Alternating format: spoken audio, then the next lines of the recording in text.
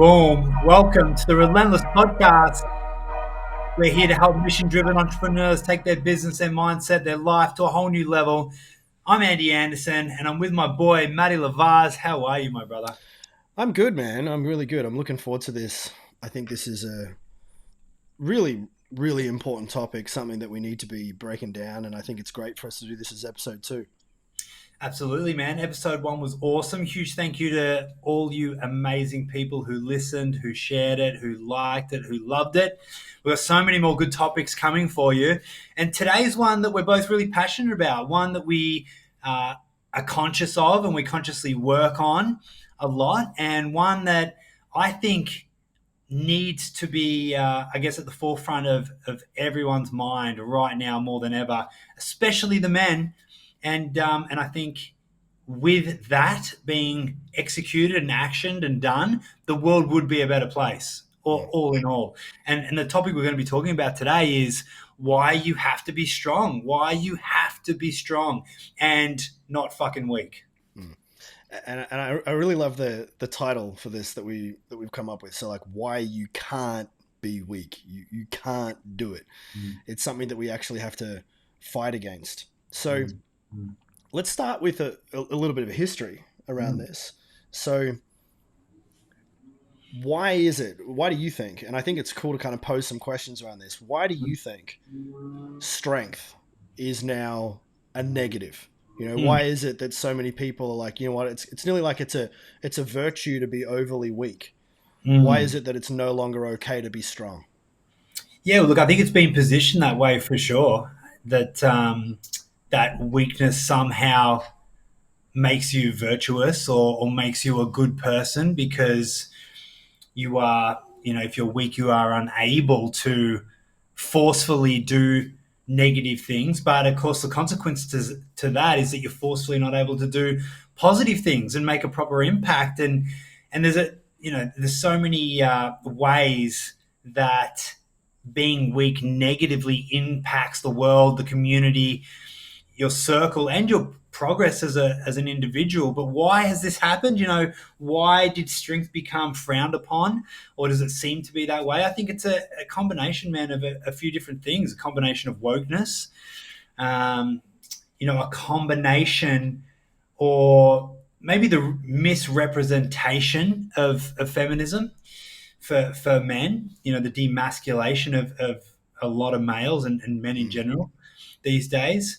I think from the wokeness standpoint, there's a big push at a government level and a social level to weaken people. And then I also think that at another level, at a physical level and environmental level and biological level, we're seeing a massive impact on physical strength and emotional strength due to foods, toxins, and a whole other array of things. So, look, it's a complicated topic, and it's not just as simple as, hey, harden the fuck up, be strong. I think that's part of it. That's Right. I think a lot of people need to drink a cup of cement here and there, but I also think that there has been mass indoctrination into this certain belief or a certain way of life and a certain thought process. And also at a physical level, I think, society is being impacted negatively for a long time now. Yeah, for sure.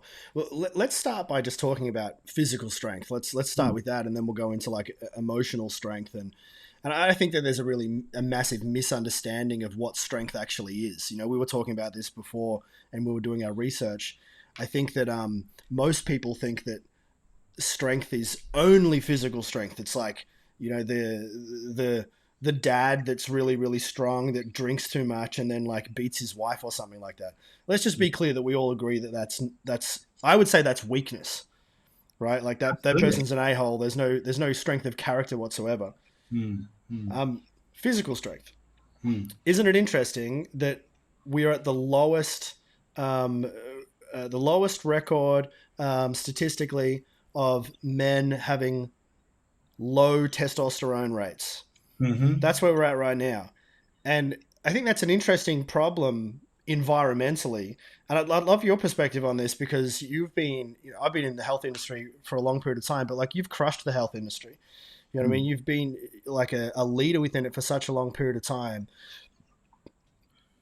Food, recommendations from the government.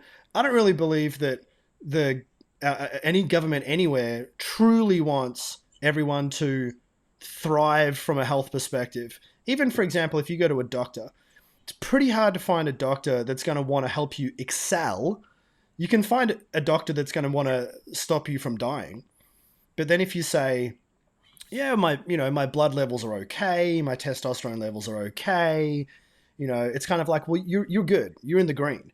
But not Mm. many people are going to say, well, how do you get to awesome? How do you get to how do you Well, stay how do you be 50 and 60 and 70 and retain your muscle mass and retain your energy and retain your mental health? That's not really a conversation that the general public has. You no, nearly got to not at be an all. outlier to figure that Absolutely. out. Absolutely. And I also think, think about your local doctor. Are they excelling? Are they the Right. image of peak performance?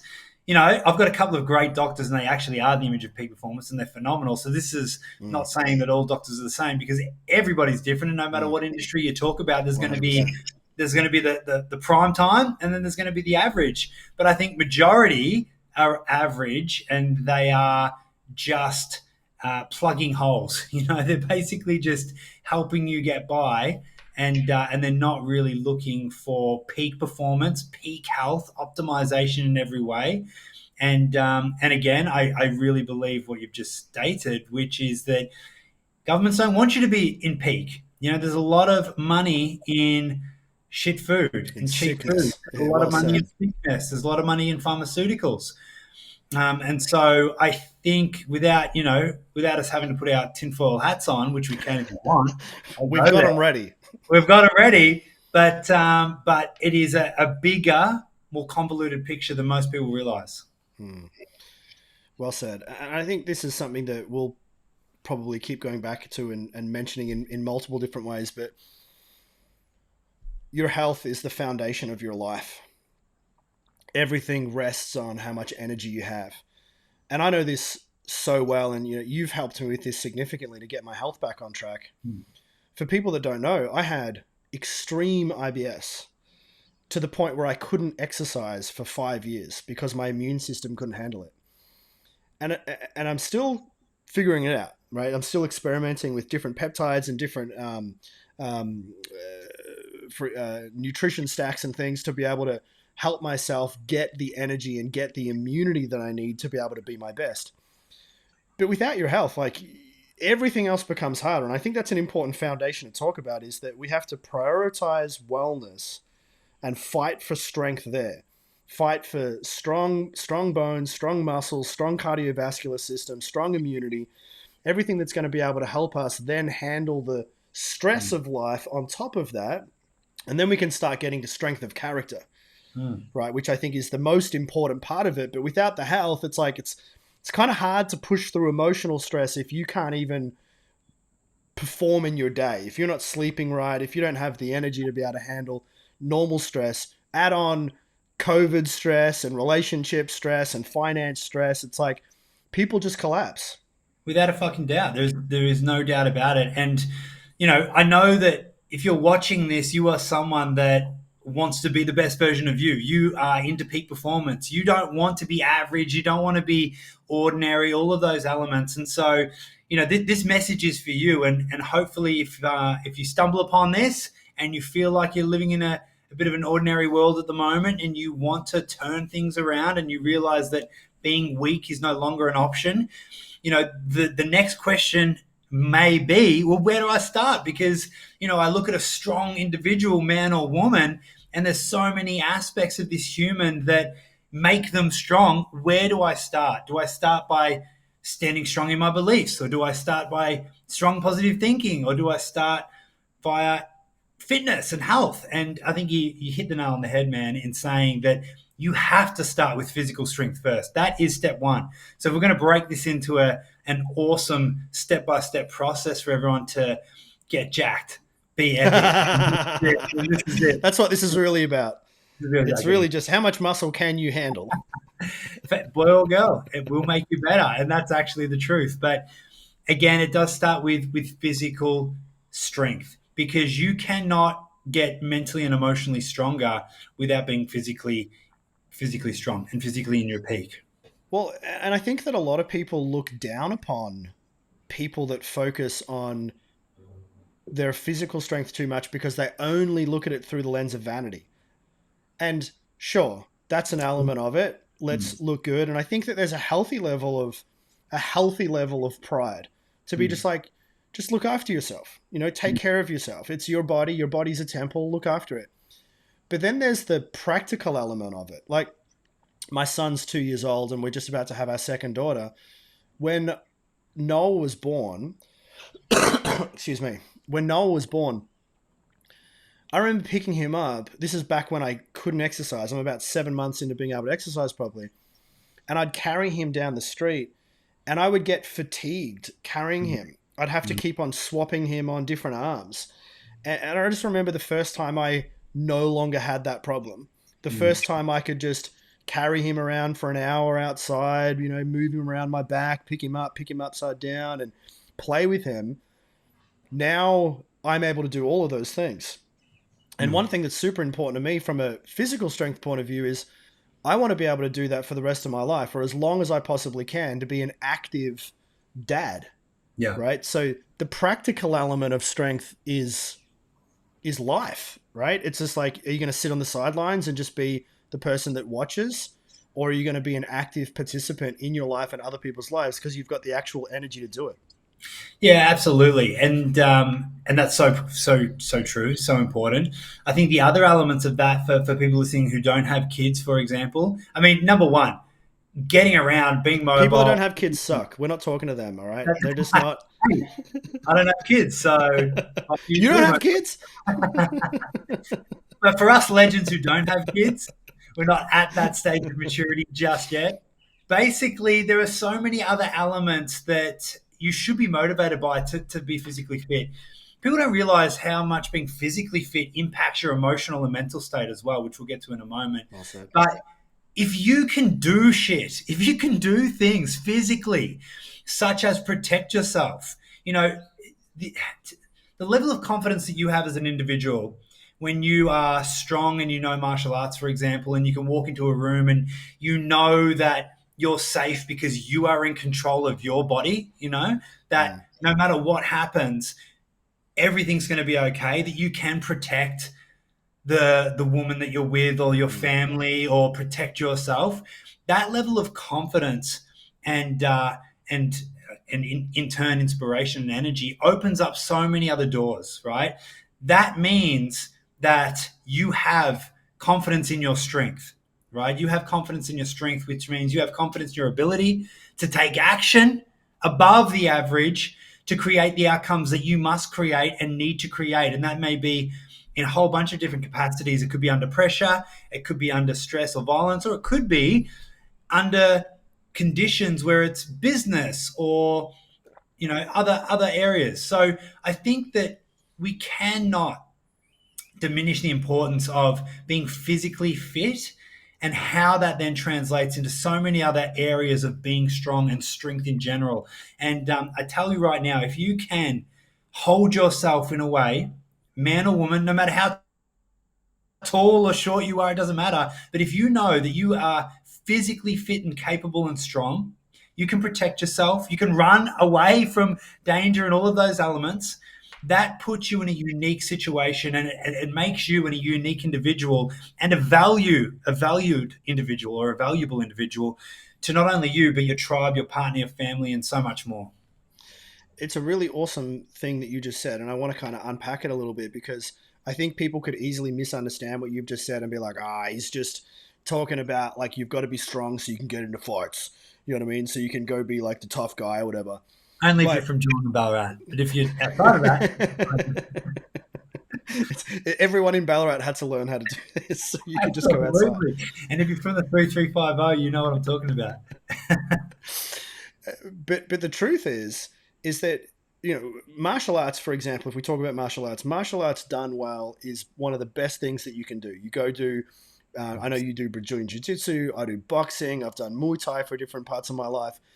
These things, when they're taught by people that are smart, they don't teach you to just go out and start fights with people. That's not what martial arts is. The It's all opposite. about control. It's Mm, like, for example, Brazilian Jiu-Jitsu. It's like that's the best thing that you could possibly know if you're gonna be out in a situation. And you know what? People have this view where they're like, we don't need to have an army. Let's just defund the army. It's like, what kind of a planet do you live on? Do you think every other country will just be like, let's just do it too? Let's just We're just opening ourselves up to be invaded by another country. And you know what? Wouldn't it be great to live in a world where that's not going to happen? I completely agree with you, but we don't live in that world. We live in a correct. world where there's lots of evil and there's totalitarianism absolutely everywhere, and it's terrible. So you got to be careful. Just like, for example, when I walk outside, I'm going to hope that most of the people that I interact with are good quality people that are going to do the right thing. But unfortunately, every now and then, you're going to meet someone who isn't going to do it. And if you are able to handle yourself, hopefully you can take care of that situation without having to hurt too many people, hopefully, without having to hurt anyone. And for Mm, example, most of the time you get taught in Brazilian Jiu Jitsu how to even just like take away the pressure from the fight, how to walk away, how to mm, solve it. But this is the thing. If you're strong and if you're confident, you can do that. You could step in and be like, step down, stay out of this, buddy, or some crazy guys holding up a shop or something, or some guys like abusing a woman on the street, or just something's happening. You can step in and you can do the right thing. But if you're not confident in that way, if you've never known how to handle yourself, all you can do is just stand there and just pull out your phone and take a bloody video of it. yeah. And so I think people misunderstand that strength is this thing that is always has to be used for negative, Mm. versus it's really should be a way for us to be able to take care of each other and for us to be able to protect the nest in a way. Well, 100%. And again, look, we're primal animals, right? And if everybody is strong, mass strength in the population protects the population, because what that does is when everybody understands that there is a threat, that if they do challenge, if they go around challenging everyone and hurting people, that there will be consequences, Right. then it keeps society in line, right? And this is just straight up facts. But mass weakness does not protect everyone around you. What that does is disarm the masses, and it empowers the evil, because no matter what, you can try to emasculate and weaken as many people as you want to. But there is always going to be a section of the population that doubles down on strength. And if it's the bad or evil segment of the population that doubles down on that, what do you think that does to the masses of weak, or Right. the larger group of weak? You are handing over all power to anyone that steps up and claims greater strength and power. And we're not just talking about physical guys here. We're talking about mental, emotional, Mm. strategic strength, like not being naive. All of these elements create the strong man or woman that needs to thrive to create a better world for everybody else, to create a better country, to create better families, to create better communities, to then create better businesses. And again, I think understanding the importance of you as an individual to step up and claim your power, claim your strength in every fucking way, physically, mentally, emotionally, strategically, all of these ways is so important right here, right now. And the last few years have truly shone a light on how important this is for, again, so many different reasons and levels. Yeah. And I won't talk too much about COVID and all these things, but you know even from getting sick, like if you're physically able to prepare your body for disease, you will not get sick. I mean, have a look at the statistics of who was vulnerable in the so-called pandemic and who wasn't, and it was the fit individuals that Yeah. were protected. more than anyone. And it was the Yeah. obese that were most The likely most at to risk. get sick and die. And this is just statistical truth. The So, people that had comorbidities. correct, exactly. Mm. So, again, understanding that, from that level, protecting yourself and then being able to add value to people around you and serve people, you cannot help anyone or serve anyone if you are weak and ill and fragile and constantly getting overwhelmed and constantly crying because I was going to say something, but I'll leave that to later on. But if someone says something you don't like and you're going to break You've been down and cry triggered. about it, yeah, been Yeah. triggered by names or whatever, again, if you are that individual, you are left at a disadvantage to the human, the man or the woman that is strong Right. enough to be physically, mentally capable, that can protect themselves mentally, emotionally, and physically, Right. that can plan, that can action, that can handle stress, can handle overwhelm, that is calm and collected, that then is able to serve people at the highest level possible. Because I tell you what, they are going to be doing more for society, more for community, more for business, more for family than that weak individual ever will. Yeah, well said. So let's now talk about emotional strength. And I think it's important just to recognize that, let's say the boomers, so our parents' generation, they were a bit more stoic, right? So, for example, like our parents kind of didn't really talk about their emotions as much. They weren't as open and vulnerable, and we're kind of like most men our age have like learnt to open up to their feelings, and we can talk about our problems a little bit with each other, and it's a bit different to, for example, how our mum and dads were. Um, and then you've got the youngest generation right now, and it's been a complete pendulum swing. So it's gone from hard stoicism to an extreme softness with no emotional resilience. And Fucking so, scary. yeah, and so I think it's important to understand that when we say don't be weak, we're not saying don't feel your emotions. Because I actually think to feel your pain requires strength. To heal requires strength. To admit that you were wrong requires strength. To say sorry requires strength. So all of these things are character building. I think what's really important to understand when it comes to emotional strength is it's about emotional resilience. And when you look at emotion only from the lens of appeasing everyone and appeasing everything, this is really what you and I have spoken about this heaps. This is the what the woke ideology is it's like you can't offend anyone ever again. Right? So it's like where comedy is being destroyed, except for legends like Joe Rogan and Dave Chappelle, who are still just like, crushing it, selling out worldwide because people want to still hear offensive comedy. Like Mm. comedy is offensive. It's all it is, really. It's just joking about each other. And Mm. I think that if you become an individual that can't handle a joke and you can't handle someone even making a mistake, like I remember I was at a training once and I mispronounced someone's name. I can't even remember what it was. It was like, say, for example, the guy's name was Steven. And I'm like, hey, Steven. And he's like, it's Stefan. I remember just thinking, I am not going to have another conversation with you. Like, that is the last interaction that I'm having. Like, you are just the most discouraging individual for people to want to get to know you. If you care that much about someone pronouncing your name, Mm. get over yourself. Your name Well, pronunciation is not that important. Move on to more important stuff. What do you and then reckon? straight after that, he fucked up his pronouns, and then the whole thing, Oh, the gosh. room collapsed.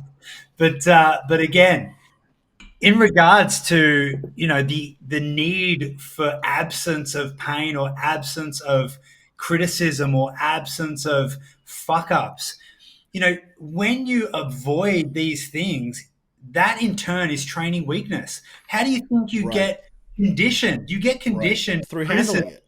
through criticism. You get conditioned to, you know, someone mispronouncing your name via someone mispronouncing your name. You get conditioned by facing these things over and over again until you don't feel so bad about it anymore. And this is what I think people are missing this point in so many different ways, that Stop wishing for shit to be easy. Stop wishing Totally. for there to be no pain, because what you're doing is creating a deeper, darker pain that you have no idea about. You are setting yourself up. More importantly, you're setting the next generation up for huge, huge, huge failure. Massively. And you know what? I think it's even worse than that. I think it's, without thinking about it, what people are expecting is for everyone to be perfect, right? Because if the world is perfect and no one ever makes a mistake, then I can never be hurt and I can never be let down. But one of the most important things about growing up is that you realize that people make mistakes all the time. People aren't perfect. People are going to mispronounce your name. They're going to forget who you are. They're going to make a mistake. Like I had, for example, my real estate agent. I'd met her, I think, twice, and she's super lovely. And then, like the third time she came over to my house, she introduced herself to me like she didn't, like we hadn't met. Yeah, yeah. And I just, like, you've got to think that's funny. Like, what else? Or you just go, oh my gosh, I can't believe that she forgot who I was. How dare she? And now you've like turned it into this whole thing. Just laugh at it. It's human nature. Haven't you forgotten someone's name? Like, it's just, it's normal stuff.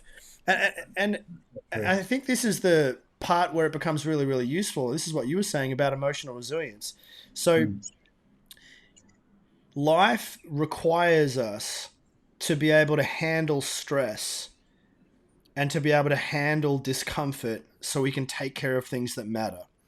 So there's a moment that really taught me this significantly. So when my wife had Noah, my son, we had an emergency C-section.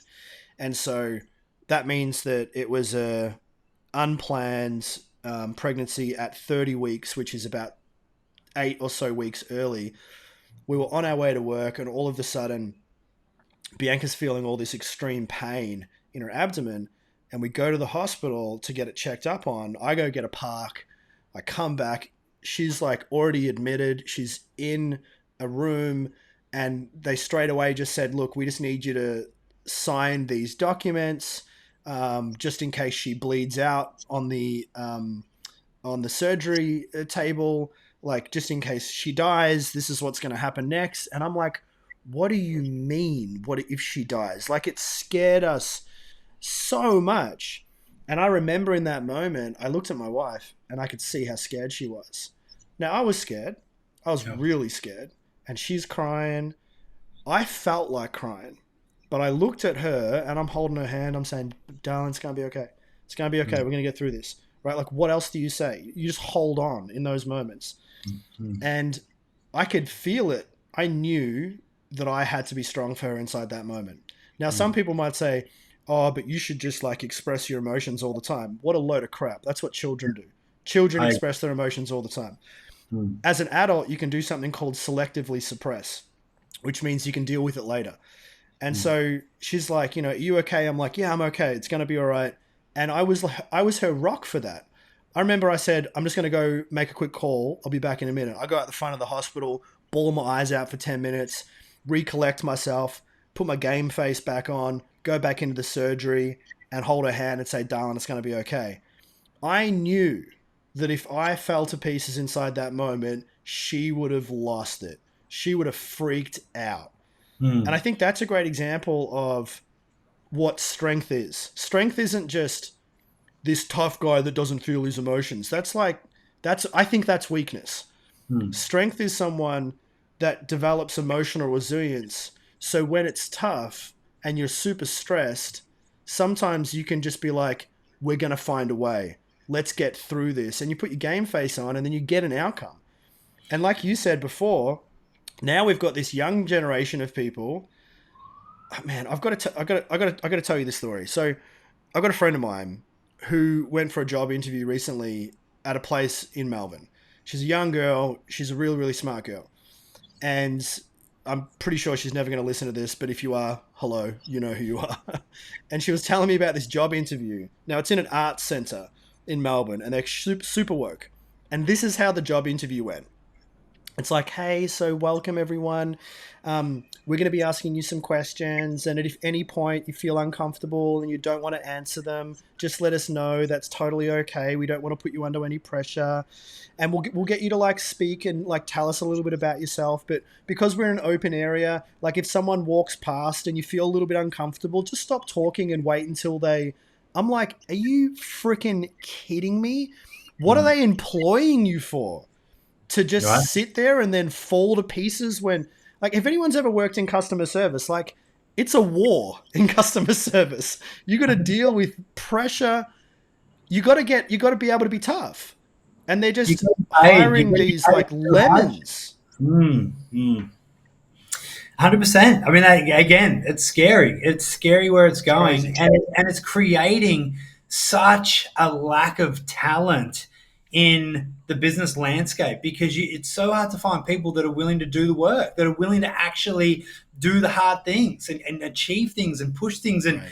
man, the amount of people that freak out and cry over hitting targets blows my mind. Like from a sales perspective or any perspective, really, just cannot handle the pressure of trying to hit a goal or trying to hit a target and absolutely crumble. And it blows my mind. And again, where is that going to take us over the next 5 to 10 years? Well, maybe that's why AI is going to take over and absolutely dominate because at least they get the job done or it That's gets the the job scary thing, done. man. It's Well, you know we've what? all watched the Terminator movies. AI is just going to get so smart. It's going to be like, you guys can't handle this. Man, it's already going in that direction. I mean, you can do copywriting, website builds, sales, customer service has been done by AI these days. It's transitioning to full takeover. That's a whole nother episode. But again, you know, at least you can get some freaking work done with that. And I guess going back to the solution is that we take back control of our lives and we take back control of the narrative around strength and what it means to be a strong individual. And again, I think it's so important to flip the script on this and understand that being physically strong, and it's all over the internet at the moment, actually, with Jordan Peterson and a few of these thought leaders talking about this subject, and they stress the importance of being dangerous in that mentally, emotionally, physically you need to be capable of being dangerous but strong enough to control yourself and operate within society in a beautiful and magnificent way. These are the humans that create change in the world. These are the humans that make the most impact. It is not the individuals that are weak and that are shying away from doing uncomfortable things and that are living in a world of fear. Now, if you are someone that values meekness and weakness and you are always being praised for opting out and listening to your feelings, then you are going to be living in a, just so everyone understands where this leads to, this is a direct link to living in fear and having massive barriers in business. I'll say straight up, if you're that person in business, you will lose. Full stop. You cannot win in business if you aren't willing to face your fears, if you are afraid of failure, if you're afraid of criticism, if you're afraid of judgment. Man, I've faced it all. I've faced fear, I've faced mass criticism, judgment, everything in between. And it's only made me better and only made me stronger. Does it feel good in the moment? Fuck no. It's terrible. It feels shocking, especially the first time you face it. But again, after it happens once or twice, you start to You get become better. stronger and you can face anything in life. And this is what we need to learn as individuals who want to be better, do more, achieve more, and make an impact. We need to learn to embrace this to become strong. Well said. Well, the basic principles of exposure therapy from psychology is you slowly expose the person to the thing that they're afraid of, and then their comfort zone expands, and then they eventually get a little bit more comfortable with it, and then your neurology shifts, and then you can handle more, and you can handle more, and you can handle more, and you can handle more, and you can handle more. And I think that mindset of like forcing yourself to deal with what's uncomfortable and face it consciously is something that's missing. And I think that it comes from a good intention. Like if I don't know if you've heard about this, but there's ideas that have come in and out of schools where, for example, they will stop scoring sports, so no one loses. Terrible idea. Yeah, it's a terrible idea. And they also, I've heard of schools that have banned best friends just because not everyone's going to have one, Wow. right? You're not allowed to have favorites because not everyone can be a favorite. Now, the good intention in this is obvious. Like the good intention is okay. Well, let's just try and be nice to everyone. And don't get me wrong, we should be nice to everyone. That's obvious. Let's just be nice to everyone, but not letting someone be in pain isn't being nice to them. It's treating them like crap. Hmm. Because if you take away someone's pain, then you take away their growth. You have to let them fail. You got to let Mm. them fall over. It's not about falling over. It's about getting back up again. It's like that freaking epic quote from Rocky, right? That Sylvester Stallone says to his son in that. I don't know. You remember that epic scene where he's saying to his son, he's like, you know, you never used to be like this, because his son's like calling him out. I can't remember which one of the Rocky movies it is. And he says, you know, life isn't all sunshine and rainbows. It's not about how hard you can hit. It's about how many times you can get hit and then Mm. stand up and then keep on going. And that basic idea is never going to change. It's never Mm. going to change. You know, one of the things that we do in our business venture together, or one of the things that we do is business coaching. And one of the basics that you have to understand about business is that there's a conversion rate principle in sales. And let's just say, for example, you crush it and you do 30% in your sales conversions. That means that 7 out of 10 people say no. And that means 3 people say yes. You have to be resilient enough to handle that. Otherwise, imagine if someone with this fluffy mindset started a business. They go, oh, the first person said no, I've decided it's not for me. Mm. They'd never succeed in anything. Exactly, exactly. And to your point before, in schools when they're doing these things, they're training and they're socially conditioning average, right?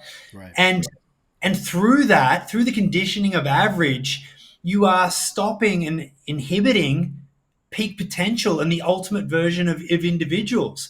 And through that, you are disarming leadership and you're disarming what everybody needs in life to really step up and be great. You're disarming heroes.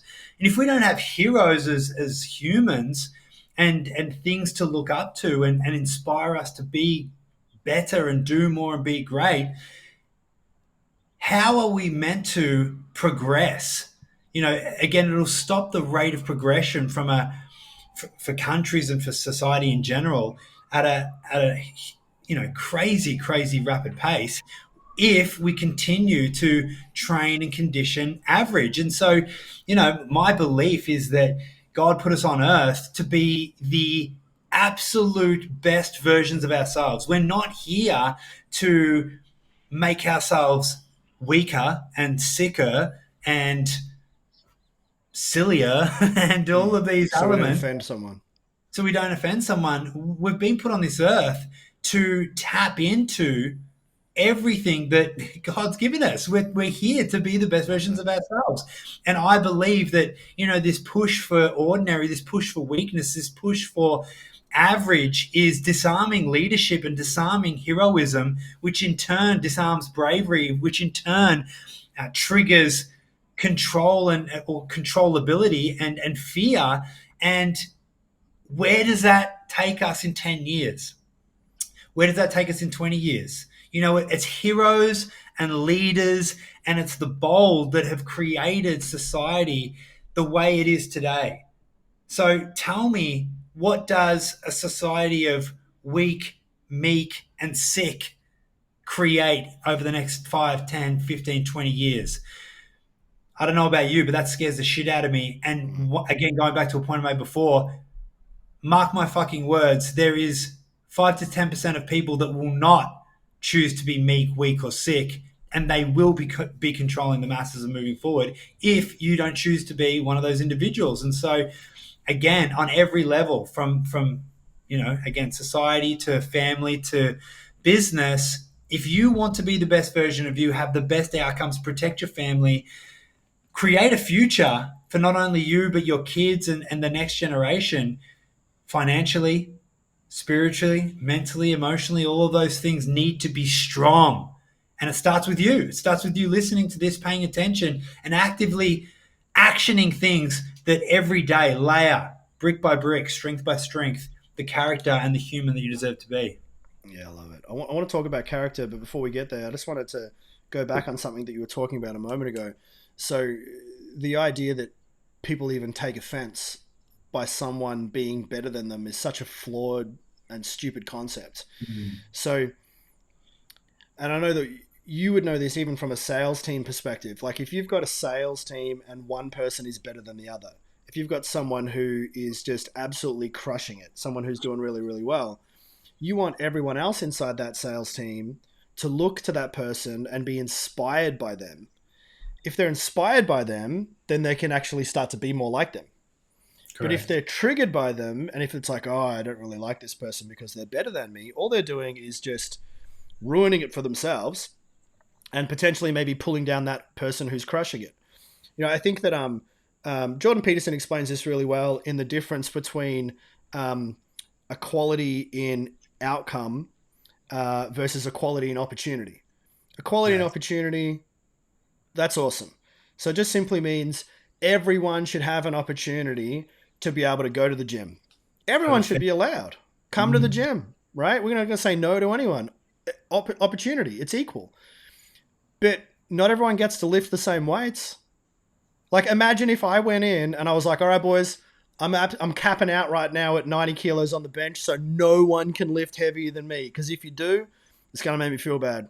Or and instead, if you have someone who's only lifting 20 kilos, and then to make him feel better, no one else is allowed to lift. You're not allowed to lift 90 until old mate gets up to 90, and then everyone can lift 90. Like, what a joke.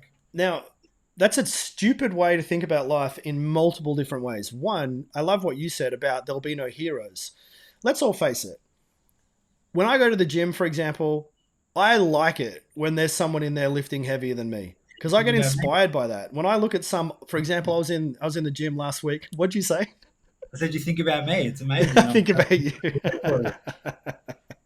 I was in there a couple of weeks ago and there was a dude that was like 60 years old and he was just like twice my size. He looked so healthy.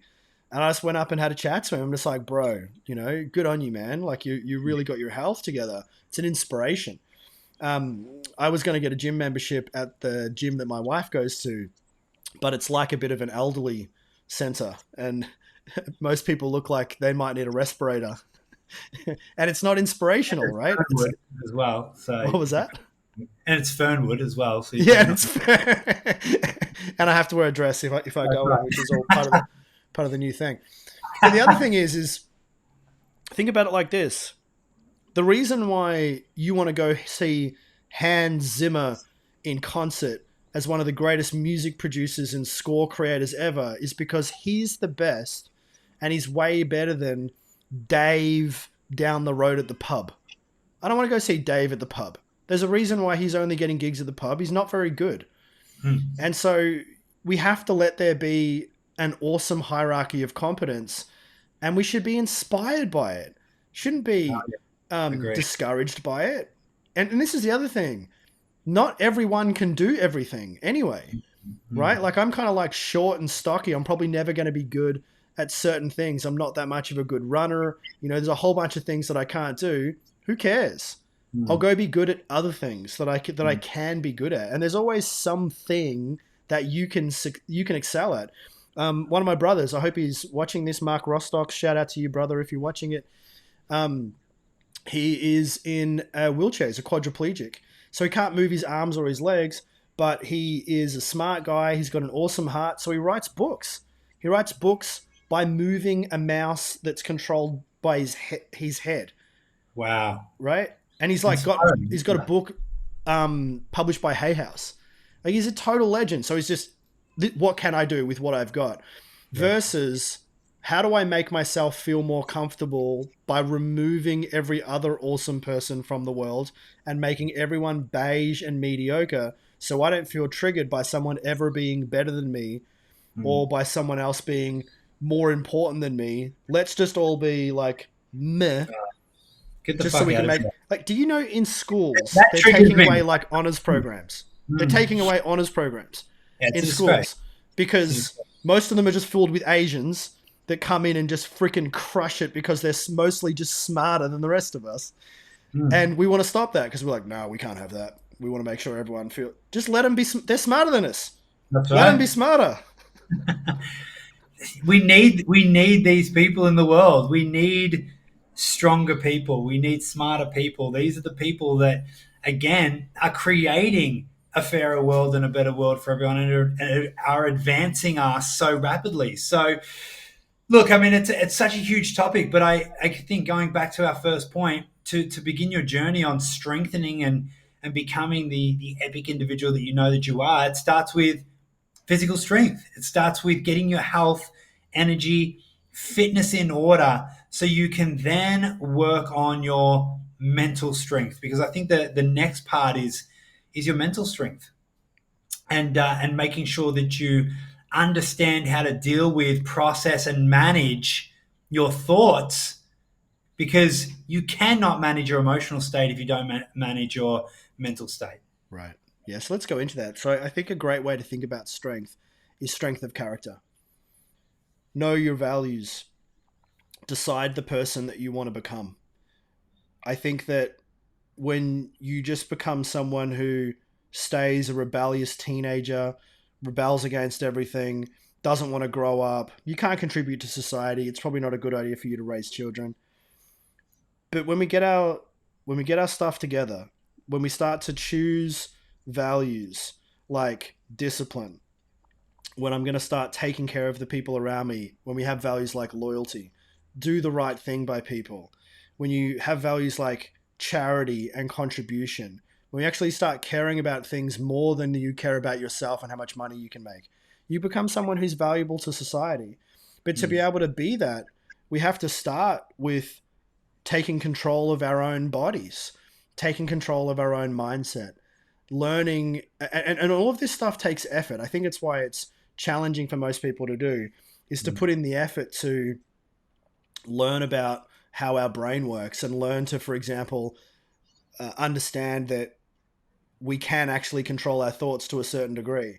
Not Mm. everything, but we can learn to have a thought, kind of ignore it and go, well, that's not useful. I'm not actually going to utilize that inside my life. Yeah. Learn to understand how our breath works, learn to understand how our emotions work. Again, all of that takes effort because you have to make yourself do it. I think most people are probably too lazy to learn about themselves, and they just think, well, it is what it is. I don't need personal growth, personal development. I'm just going to sail through life. But there's huge consequences to that. You're not able to manage the challenges that are coming your way that are on the way to you achieving the goals that you really want to achieve. Absolutely. I mean, if you want to get pushed around or swindled or sideswiped, or if you want to be derailed and pushed into other people's agendas over your own, or you know, I could go on with what could happen, then not getting control of your mental state is the fastest track to doing that. And I'm just going to touch on the first point, or the first step in strengthening yourself mentally. I believe, and this is what we do in our programs as well, it's getting clear on your values and your personal code. And you do this for yourself and you do it for your business. But you know what that is. It's bringing the unconscious conscious, because your values and your code, there are things that you care about and that you believe are right or wrong, whether you consciously realize it or not. And that's why you often feel certain ways about different things when you feel triggered, or, if you feel disappointed, or if you feel bullied, or these elements. It's because your values or your code has been crossed or impacted in some way. And so the first step is getting clear at a conscious level of what your values are, what your personal code is, so you know what you fucking stand for. What do you stand for, and what will you fight for every single day of your life? On all levels. And if you don't get clear on what your personal code is and what your personal values are, then you will get derailed every single day of the week. You will never be able to run your agenda. You will never be able to build your vision or goals.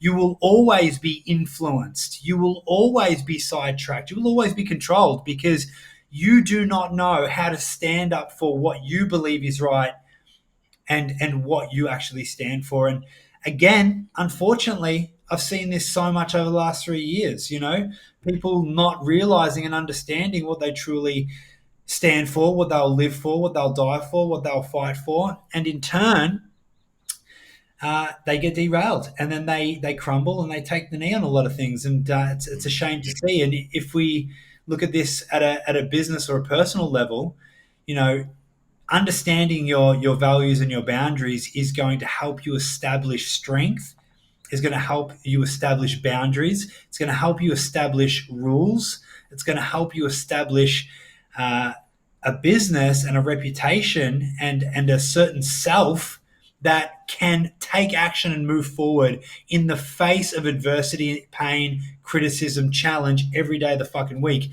And that is the individual that I work on trying to be every single day, as do you, Matt. And same with everybody, in the MVP and in the game changes. This is what we work on every single day of the week, is to try to create self-leaders that can change the world through understanding thyself. Once you know that, you can then take action on greater things. But if you get stumped at that level, you've got no chance. Yeah, so let's double down on what you just said around boundaries, because I think boundaries are a great example that take a level of strength. A boundary in saying no to something, a boundary in asking for what you want, a boundary in being honest about your needs or your desires. We can't just get our needs and desires met all the time. We're not children, but to acknowledge them and to build a life that you love.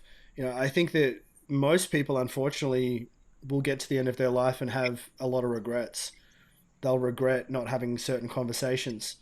They'll regret not building what they really wanted to build. And I think a lot of that comes down to not wanting to ruffle people's feathers. And I'm not advocating just go out and be a nuisance and ruffle people's feathers for the sake of it. But I think it's important to take a stand for what's important for you in your life, because you're the one that has to face the consequences of you building it or not building it. One thing that I decided, super important for me, that I was going to do as soon as I became a dad, was I was going to build a different kind of style of business that would allow me to have more flexibility, that would allow me to be able to be present to my wife and to my family, because I'd seen so many people not do that. So many people, it's the most common thing, is people get to the age of 40, 50, they look back and they go, damn it, I didn't spend enough time with my family, and now my kids are pissed off about it. And I just thought, well, I've got the information about that early on. I can see that the consequences, and if I go in and do that, then I know I'm going to regret it. I know that I'm going to look back and be disappointed. So I had to start asking for what I want, putting some things in place, pushing in different ways so I can build the things that are important to me. And a lot of those decisions and a lot of those questions that you have to ask yourself and others to kind of build the life that you want takes courage, takes a little bit of guts. You've got to be willing to get rejected. You've got to be willing to fall over. I actually remember, one of our mentors, Remy, was telling me about a mastermind that she was in, and the criteria for the mastermind was you had to have been bankrupt once before just to get in it. I love that. I love that as a, it's just saying, look, we're here to be for the people that have been in business for so long that they know what it's like to fail and get back up again, instead of the people that have rose-colored glasses on and they think they're just going to set a goal and in the next month achieve it. It's going to be the easiest thing that they've ever possibly done. Whole different mentality, whole different strength level. Absolutely. So, look, I think we've really laid out a couple of really great steps. Number one, you need to be physically fit, and that means you go to Change Labs. That's the whole point of that step. That's it. Go to Change Labs. And if you haven't yet, go to 7+ Change Labs. Go watch that TV show. But quick plug. But at any capacity, and I've said this, man, I've been in the health and fitness space for a very long time. Owned, many gyms and run a gym chain for a very long time. But I've always said to clients coming in, when they were going to sign up to our programs, if they didn't want to sign up, I said, whatever you fucking do, don't you dare walk out of here and not do anything. Go to the local CrossFit, go to the local running club. I don't care if it's not here, but just fucking go somewhere and do it, because what you've just told me, you need this. You need physical Right. fitness. It doesn't need to be with me. It just has to be done. So step number one, you have to go and get fit. And then step number two, when you start working on your mindset, you really have to start getting aggressive around what do you fucking stand for? What do you believe in? What is right and what is wrong? What is your personal code and what are your values? And you can build so much mental strength off of that. That truly, to me, is the foundation of all mental strength. Yeah, well said. And I think another thing to add onto it as well is focus on consciously building up the resilience around making mistakes and not knowing the answer to things. One of the things that we're really passionate about, and this is, I don't know if it's going to be our next podcast, but it's going to be one that we do really soon, is the importance of self-sufficiency in a extremely interesting time to be alive from a economical standpoint. To be able to develop your own business that you can take anywhere, that you can run from home like Andy and I do, you can fly around and do whatever you want. To be able to have a business like that in a changing climate is amazingly important. I think it's becoming more and more important to be somewhat independent in your own life and not be reliant on a massive organization that can just change its policies and you're not going to align with it, and all of a sudden, like, you've just lost your job or something like that. Mm. And I think one of the most important elements to being able to grow your own business or be self-sufficient is you have to go back to that basic of being able to learn new things all the time. You have to be able to take a whole bunch of risks. And what's inherent with that is a bunch of failure. You've got to be willing to make mistakes on a regular basis. And if you're okay with that, and if you know that that's part of it, then you just build up all this resilience. And you make a mistake and you don't even make a big deal out of it. You don't need to speak to someone about it. You don't need to post it on Facebook. You just make the mistake. You brush yourself off. You get back up again, and then you keep on succeeding. You keep on winning. Yeah, I love that point. And I think that I really love that point. And why you get It was so the best point of the podcast. I just want to point that out. best point. It was the best point. And there really are no more points to discuss, so we'll just end it here. But I've got one more point. The rest before that point was a waste. The point that I'm going on to now is that, when you are so triggered by rejection, it's because you care way too fucking much about what other people think, right? And in turn, if you are someone who really gives a fuck about what everybody thinks, you are at the mercy of everybody's praise and ability to give you significance. And that is such a huge weakness in itself. If you are craving the approval of everyone, if you only operate at a high level when you're getting a pat on the back or when you're getting a clap or when people love you, you're fucked 100%. You are at the mercy of the crowd or of anyone outside of yourself. And so to be aware of that and to not be triggered by rejection, you have to also not indulge as much in praise. And I think that's something that not many people speak about. I don't speak about it enough. But these days for me, I consciously like opt myself out of embracing praise or significance from others pretty much on every level. I'll say thank you, of course, but I don't sit there and indulge in it and like smother myself in it and reap all the immediate energetic benefits from it, because I also realize that if I condition myself to do that, the danger of that is that it's like a drug and you end up needing more of it and you get disappointed when you don't get it, and you also get hypersensitive to rejection or criticism because you rely so much on people's praise and approval. So again, when we're looking at strengths and weaknesses, if you want to be self-sufficient, you want to be a true leader, one that has to stand their ground in the face of, people turning on you or other beliefs or other points of view, then you need to be able to stand strong in your own ability to praise yourself and love yourself and be good with yourself. And I'm not talking about self-love, go and get a manicure and massage. I'm just talking about fucking self-respect and respecting your beliefs and your strength and your capability more than having to rely on everybody else respecting it. And if you can do that, You are in the most powerful position you could ever imagine. That was a really good point. It was a way better point than yours, and so I'm You've glad you've that I brought it up. you've taken it. You win. You Thank win, you. man. Yeah, no, that's awesome, man. And so we trust that this has been a valuable conversation. Thank you so much for being here with us today and listening to this. And we'd love to know your thoughts on it. Give us a comment. Jump in the comments if you're on YouTube, especially, or jump on the link that you see and follow us on Facebook or Instagram and let us know what you've taken away from this. Let us know what has been the most useful thing for you. We'd love to hear from you. I've got one more point, Matthew. Oh, damn. I'd like to raise, if we could, because we've just nailed physical and we've nailed mental, but I just want to quickly touch on emotional and what I think emotional strength is, or a way that we can strengthen ourselves emotionally. Because as strong individuals, you are going to feel weak and feel sad and feel vulnerable, feel shame, feel guilt, feel excitement. We're going to feel all the different emotions, right? And every single human being does.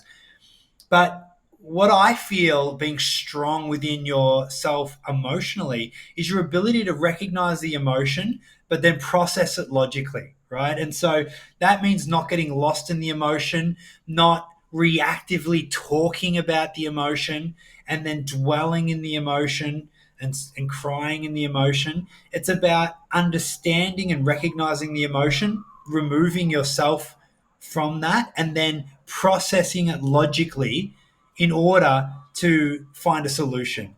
Because if you can work like that, you can overcome any obstacle, you can overcome any negative challenge or any failure or any criticism. You will be able to feel it, you will be able to think through it, and then you'll be able to process it and action your way out of it. And that's what I really hope you get out of this, is that to truly claim your power and strength is to be physically fit and physically strong. Because without that, you're not going to be mentally strong. And as we said, mentally strong is about having the right thinking frameworks, knowing what you fucking stand for, what you'll live for, what you'll die for, what you'll accept and what you won't accept. And then being emotionally strong and resilient is being able to feel every array of emotions that we all feel. No one doesn't feel these certain things unless you're a sociopath. But if you are feeling anything, you can logically think about it, recognize it, and then plan your way out of it. And that then gives you true power and really extreme responsibility over your life and over your destiny. And that's where I hope we all land today, tomorrow, and every day moving forward. It's good. I'm a little bit offended by how good that was, though. That's two good points after your good point. So I'm Yeah. 2-1. If only we had a Can I? policy where there was no one that could outdo it and we all got a trophy. You know what? Fuck it. I'm going to give you a star. I'm going to give me a star, and we're I going to want move a forward. star. Thank you so much. I want a star for at least contributing a little bit. Love it. That was great, mate. Awesome, brother. So I think we've impacted the world. I think we've done our part for the day.